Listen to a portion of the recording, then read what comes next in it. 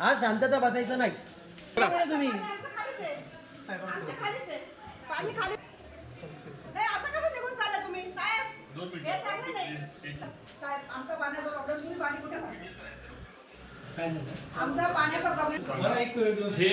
एक मिनिट मी माहिती देतो. हे आले होते इथं, यांनी दोनदा. इगतपुरी नगर परिषदेचा पाणी प्रश्न ऐन उन्हाळ्याच्या पार्श्वभूमीवर ऐरणीवर आलाय.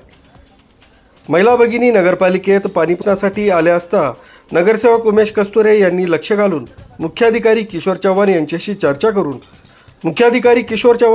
चर्चा करून मार्ग काढलाय.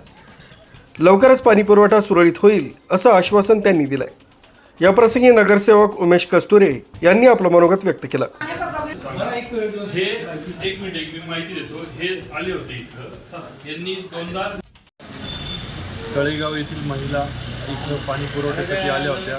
इथल्या साहेबांकडे बसून सीओ साहेब, आकड साहेब यांच्याकडे बसून त्यांचा पाणी पुरवठ्याचा मार्ग सॉल्व्ह केला. आज 1 वाजता त्यांना पाणी येण्याची ती लाईन वॉशआउट करून त्यांना रेग्युलर पाणी पुरवठा देण्याचा प्रयत्न करणार. राजू देवळेकर, न्यूज 7 मराठी, इगतपुरी.